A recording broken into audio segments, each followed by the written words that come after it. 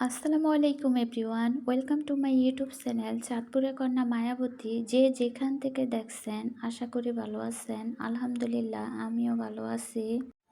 তো এটা হচ্ছে আগের দিন সন্ধ্যার ভিডিও। আমি আগের দিন সন্ধ্যাবেলায় কী কী করলাম সেটা আপনাদের সাথে আগে শেয়ার করি।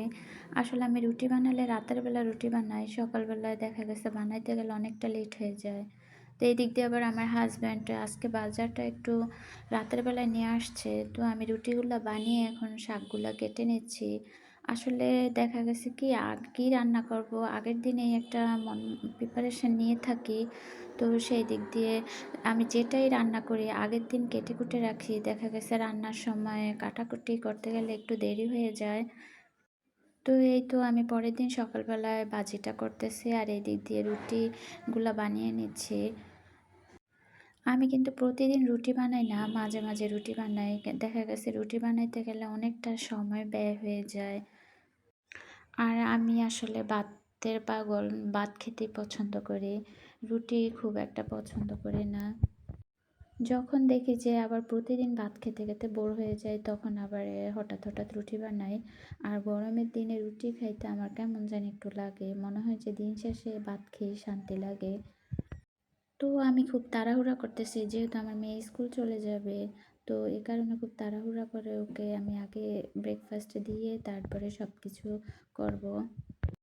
সকালটা হইলে না মনে হয় যে ঘড়ির কাঁটাটা খুব দৌড়ায়। অনেক ভোরে উঠি, তারপর ঘড়ির কাঁটার সাথে পারি না। সকালবেলা সব কিছু ম্যানেজ করতে খুব কষ্ট হয়ে যায়। তারপর আবার রান্নাটা শেষ হয়ে গেলে রিল্যাক্সে যে অন্যান্য কাজগুলো করা যায়।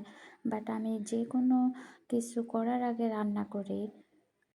একটা গৃহিণীদের মানে রান্না করার চেয়ে মনে হয় আর এত বড় টেনশন কিছুই হতে পারে না। রান্নাটা হয়ে গেলে মনে হয় যে একদম রিল্যাক্স। তো এদিক দিয়ে আবার আমার শাক ভাজিটাও হয়ে যাচ্ছে। এগুলা ছিল পুঁই শাক, যেটা আমি আগের দিন সন্ধ্যায় কেটে কুটে রাখছিলাম। আর তাছাড়া আমার হাজব্যান্ড যেদিন বিকালবেলা বাজার নিয়ে আসে ওদিন আমরা যখন একদম বাড়ির মুরব্বীরা মিলে যখন বিকালবেলা একসাথে বসি তখন তাদের সামনে নিয়ে গেলে দেখা গেছে তারাও কেটে কুটে দেয়। মানে খুব তাড়াতাড়ি হয়ে যায় সব কিছু। আর যদি রাতের বেলা নিয়ে আসে তাহলে আমার একাই সব কিছু করতে হয়।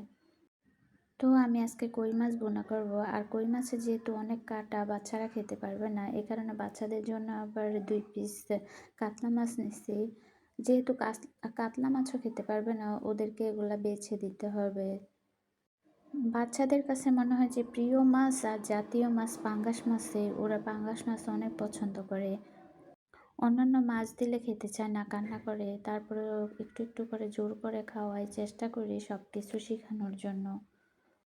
কারণ মেয়ে মানুষের ভাগ্য উম কেমন হয় সেটা তো আর বলা যায় না। ভাগ্য ভালো হইলে সব কিছুই পাবে, আর ভাগ্য খারাপ হলে তো সব কিছুই মানিয়ে নিতে হবে। সব কিছু আগে থেকে শিখে রাখা ভালো। আমরা আবার তরকারিতে জাল কম খাই। আমিও জাল খেতে পারি না, আমার হাজব্যান্ডও জাল খেতে পারে না। তো দেখা গেছে আমরা যেটাই রান্না করি বাচ্চারাও খেতে পারে, কোনো প্রবলেম হয় না।